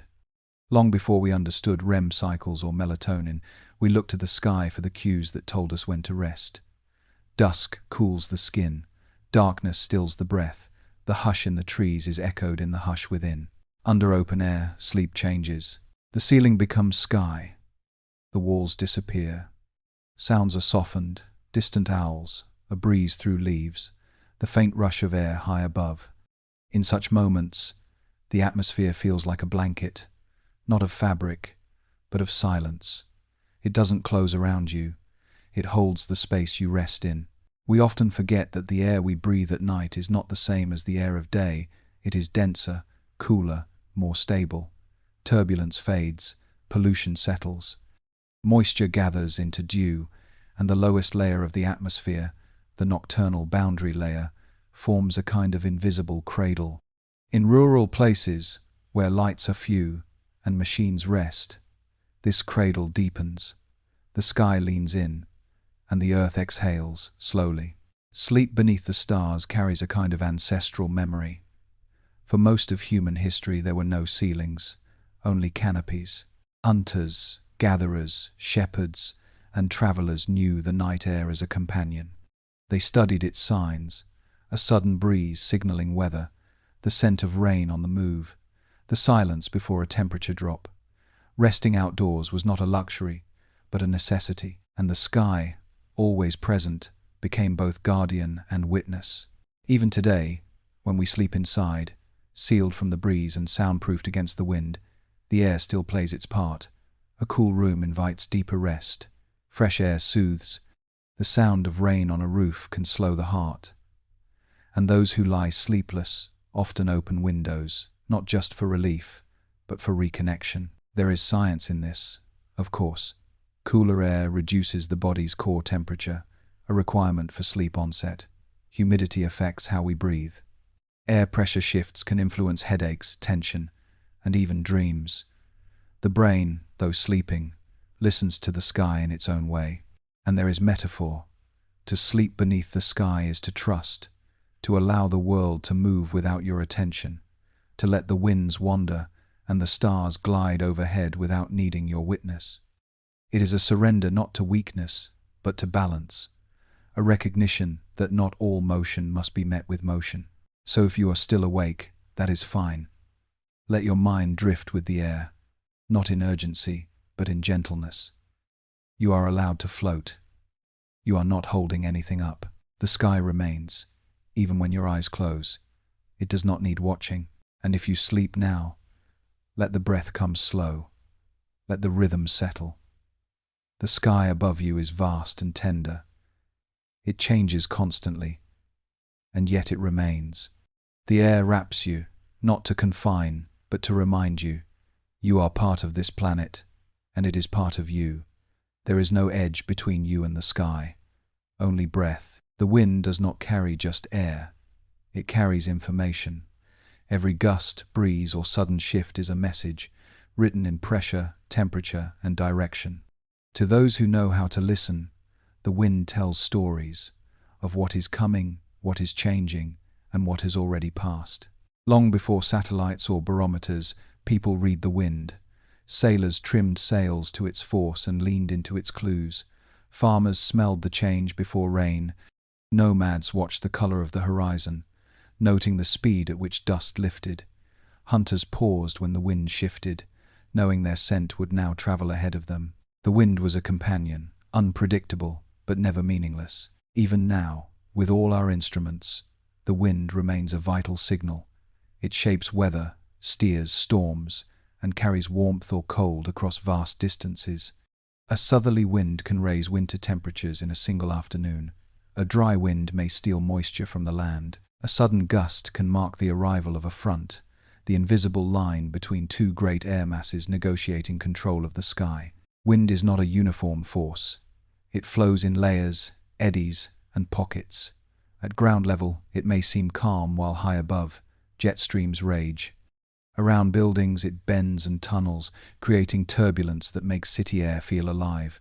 Across deserts, it sculpts dunes and carves rock. Over oceans, it churns waves and drives currents. It is movement made visible, in leaves, in grass, in sails, in smoke. And the wind carries more than sensation. It transports pollen, dust, bacteria, and even spores across continents. Saharan dust can feed the Amazon rainforest. Algal particles from the sea can influence cloud formation. The sky is not only moved by what we feel, but also by what moves unseen. Your breath, exhaled into the air, joins a current that may travel thousands of kilometers before it fades into silence. There is also the language of wind shear, a sudden change in speed or direction over a short distance. For pilots, this is not just data, it's danger. Wind shear can destabilize an aircraft, distort flight paths, or generate turbulence. And yet, for large weather systems, wind shear is sometimes a blessing. It can tear the tops off developing storms, weakening their spiral before they reach destructive potential. Meteorologists rely on wind to map the sky's intentions. They launch balloons, scan Doppler radars, and observe how clouds drift at different altitudes. Wind is one of the few things that touches all parts of the atmosphere, from ground to stratosphere, from desert to pole. It is a unifier of systems, a messenger between domains. But there is also wind's emotional signal, the way it feels. A sudden breeze on a warm day, the lift of hair, the flap of a flag, the pressure on your skin. These sensations carry meaning too. Wind is the only part of the weather you can feel directly without seeing. It reminds you that the air is not static, that change is constant, that movement is natural. Even in stillness, the wind is remembered. Buildings creak, trees lean, grasses bow. The world is shaped by what passed through it. And just as a river leaves behind stones smoothed by current, the wind leaves behind the shape of its own passing, in scent, in sound, in silence. So if the air stirs where you are, even slightly, know that you are reading a signal, not a warning, not a demand, just a message. The sky is talking, not in words, but in motion. You do not need to answer. You only need to listen. Let the wind's whisper settle in you. Let it be enough to know that you are part of its path, and that somewhere far away, someone else may feel the same breeze hours later, a quiet reminder that we are all under one moving sky.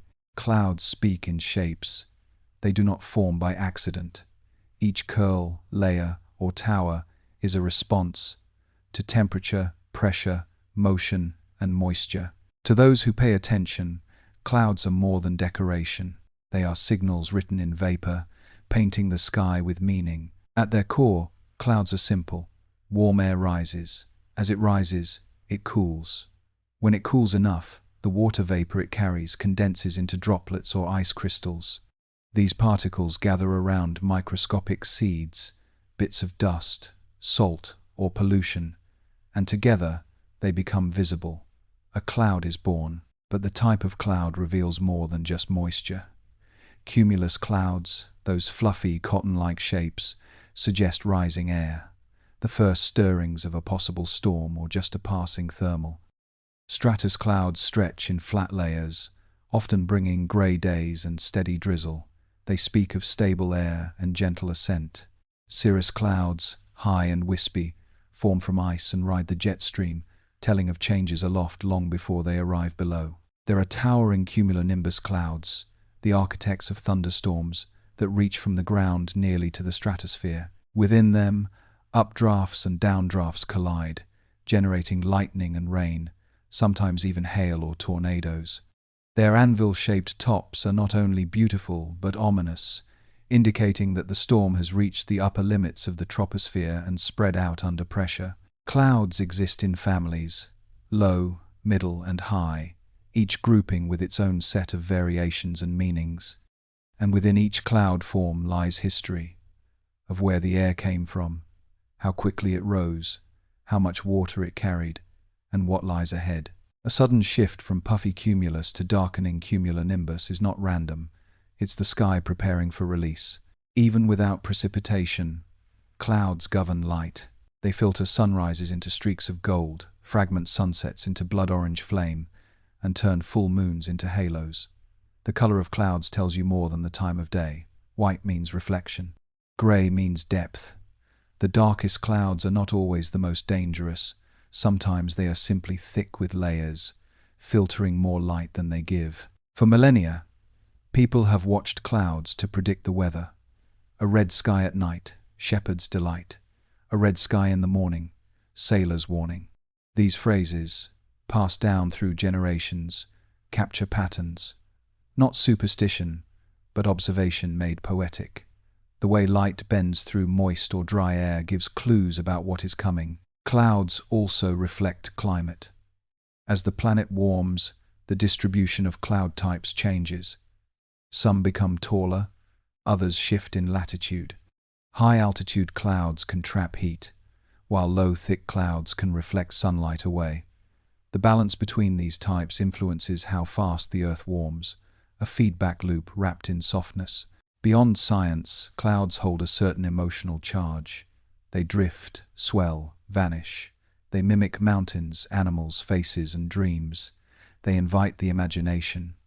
Watching clouds is a kind of meditation, a reminder that the sky is alive and always changing. That motion can be soft, that nothing stays. Even at night, clouds matter. They insulate the earth, trapping warmth. They reshape starlight. They muffle sound. A moon behind clouds becomes not dim, but diffused, like a candle behind gauze. The sky never disappears. It only hides, briefly. So tonight, if you glance upward and see a shape passing silently overhead, know that it is not just mist. It is part of the sky's language, a phrase in a conversation between sun, earth, and atmosphere. You don't need to translate. Just recognize that the sky is never still, and in its drifting forms, it is always speaking. Let that quiet movement ease your thoughts. Let the clouds carry them, like wind-borne paper, until all that remains is the rhythm of your breath beneath a sky that never stops forming. The sky has no memory in the way a human does. It does not recall in words or pictures, and yet it remembers. It holds traces of what has passed, not as stories, but as patterns, residues, and echoes. In this way, the sky is both present and historical, responding to the now while shaped by what came before. Every gust of wind carries a fingerprint of the land it passed over. Air that glides across oceans holds moisture. Air that flows from deserts brings dust. A breeze that slips down a mountain has cooled, compressed, and changed shape. The motion of air is not random. It is sculpted by terrain, water, sunlight, and the long history of weather systems that preceded it. These traces can be measured. Carbon isotopes from ancient volcanic eruptions still cycle in the atmosphere. Aerosols from wildfires cross continents. The air trapped in glacial ice, thousands of years old, holds tiny samples of atmospheres long gone, revealing what the sky was like before humans walked the earth. In this way, the sky's past is frozen, sampled, and studied, not lost. Even the shape of the sky remembers. Over time, prevailing winds carve predictable paths. The trade winds, westerlies and polar easterlies follow the same broad tracks year after year, like grooves worn into the spinning sphere of the Earth. The Hadley cells, circulating heat from equator to subtropics, form slow, repeating loops that carry history forward through motion. Clouds, too, carry memory. A thunderstorm that forms in the afternoon heat is shaped by the morning sunlight, by the night's humidity, by the soil's stored warmth. A hurricane's spiral carries echoes of ocean temperatures from weeks before. Nothing in the sky is isolated. Each event draws from a long chain of conditions, like ripples from a dropped stone that continue outward, unseen but shaping the whole. Sometimes, this memory turns dangerous. When the sky warms, not just over days, but over decades, the baseline shifts, old patterns stretch or snap, storms grow where they once did not, droughts linger, rain falls in sudden bursts rather than steady rhythms. The atmosphere, changed by human industry, now remembers carbon differently. It holds more of it, longer. The balance has tilted, but not all memory is ruin. The sky also remembers cleansing. Rain clears the air.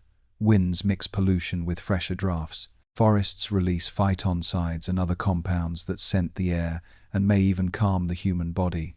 After a storm, there is often a freshness that feels deeper than simple moisture, as though the air itself has exhaled and begun again. Migrating birds follow wind corridors remembered across generations. Seeds are carried by breezes along routes they've used for centuries. Farmers read the sky as their ancestors did, tracing pressure lines, cloud shapes, and air scents. Even modern science, with its satellites and simulations, relies on patterns. What was true once is likely to be true again, unless the sky's memory is rewritten. And perhaps that is what we are doing. Rewriting memory, filling the sky with new signals, new compositions. The air of today is not the air of a century ago. It is warmer, fuller, sometimes heavier with the burdens of modern life. But the sky adjusts, slowly, reluctantly, elegantly. As you breathe now, know that you are inhaling a mixture of the past and the present. Molecules from ancient fires, ocean spray, mountain air, and the breath of plants. The sky has touched everything, everywhere, and brings it to you gently, invisibly. Let that thought hold you. You are part of a long memory, shaped by forces older than cities, older than language. And even though the sky forgets quickly, it never forgets completely. Between Earth and space lies a veil, not solid, not fixed, but vital. This thin envelope of gases, which we call the atmosphere, is more than a shell. It is the breath between worlds. It separates us from the silence of space, yet connects us to it. It is boundary and bridge at once. The upper reaches of the atmosphere, the mesosphere, thermosphere, and exosphere, form a transition zone. Here, air becomes so rarefied it can no longer carry sound.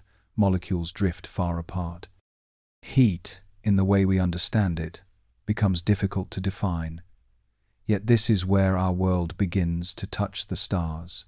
In the thermosphere, high above weather and clouds, solar particles slam into atmospheric gases, creating the auroras, luminous veils of green, red, and violet that ripple above the poles. They are not just beautiful, they are evidence of Earth's magnetic protection, shielding us from solar radiation. Without this magnetic field and the air to catch it, the sun's energy would scorch the surface, erasing the possibility of life. This high atmosphere is also where satellites orbit, riding the balance between gravity's pull and the push of centrifugal force. They skim the edge of space within the last wisps of Earth's breath. Below them, the atmosphere thickens. Above them, it vanishes. There is no sudden line, only thinning, like breath dispersing into cold. Astronauts returning from orbit often describe Earth's air not as invisible, but as tangible. They see it as a blue line, thin, delicate, wrapping the planet like silk. From space, our atmosphere is fragile. Not endless, not infinite, just enough. And yet, what lies within this veil is vast. Winds, clouds, storms, light, scent, song, all require air. Even fire needs it. Without oxygen, a candle dies. A whisper cannot form. Wings cannot lift. Breath cannot continue. The atmosphere is not only a place of flight and weather, it is the precondition for sensation. Between Earth and space, this breath becomes the medium of all connection. Radio waves, for instance, bounce between the ground and the ionosphere, enabling long-distance communication. Lightning charges can ripple through the upper air, creating phenomena like sprites and blue jets, flashes of electric life miles above storms. Even the songs of whales, the migrations of birds, and the paths of airplanes rely on the shape and texture of this layer. There are places on Earth where this breath feels closer: mountain tops, high deserts, or the decks of ships at sea. In these places, the stars seem brighter, the air thinner, the silence deeper. You feel closer to space not because of height alone, but because of exposure, to wind, to light, to the elemental motion of the planet. This breath is not Earth's alone. Other planets have atmospheres, some thick with methane or carbon dioxide, others too thin to carry weather, but none match the delicacy of ours. None offer the blend of gases, the dynamic balance, or the resilience that makes life not just possible, but sustainable. And so, Earth's sky is not a wall but a whisper, between soil and silence, between gravity and freedom. It is the breath that keeps us here, and the breath that reminds us what lies beyond. Let yourself feel that thinness now, not as a lack, but as a gift. The breath between worlds is not something you must reach for. You are already within it, cradled by it, part of it. The stars will wait. For now, you are suspended in something soft, something strong, something that remembers the warmth of the ground and the pull of the sky. Somewhere above you, the sky is still moving. Even now, in the quiet of night, currents drift. The air, though still to the senses, is alive with motion, invisible tides crossing continents, soft eddies brushing treetops, unseen exchanges between sea and stars. The sky does not stop, not even in sleep, and yet it gives us the space to rest. There's a calmness to knowing the air continues without your attention, that even as your thoughts grow slow and your breath deepens, the sky maintains its quiet rhythm. It does not ask anything of you. It does not need you to act, to remember, or to respond. You can simply be, and let the world above take care of its own. High above, moisture condenses into clouds that no one will see until morning. Over distant forests, fog rises from the cooling ground. Over cities, warm air drifts between buildings and escapes into the open. Over oceans, breezes glide without purpose. They are not late or early. They are not on their way. They simply move, because that is what the sky does. Somewhere, a bird rides a current toward dawn. Somewhere else, a mountain cools under the sweep of passing air. And somewhere nearby, perhaps even now, the room you lie in is part of this great exchange. The air outside touches the air inside. Nothing is sealed. The world is porous. You are not apart from it. You are within it, and it within you. The body understands this in ways the mind does not need to grasp. Each breath you take is part of a larger motion. Inhale, and you draw in the memory of forests, of rain, of sunlit days and long-forgotten seasons. Exhale, and you offer something back.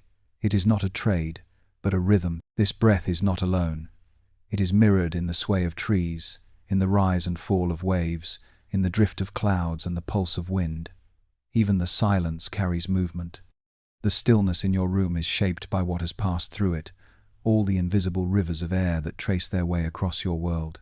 There is no need to think now, no need to hold on to the names of clouds, the layers of the atmosphere, the pathways of the jet stream. All that remains is presence, the weight of the blanket, the air on your skin, the slow tide of your lungs, rising and falling like a sky you can't see but still belong to. And if you sleep now, you do so gently, with the knowledge that you are held in something vast and generous. The sky does not press down, it holds you lightly. You are not adrift, you are cradled. Tomorrow, the wind will rise again. The clouds will form new shapes. The sun will strike the air and draw vapor into motion. And you will wake, breathing the same air that has circled mountains, crossed oceans, and whispered through cities. You will begin again, carried quietly by the currents of the sky. But for now, there is no movement required. Let the stillness be enough. We from Sleepy Stories wish you a good night.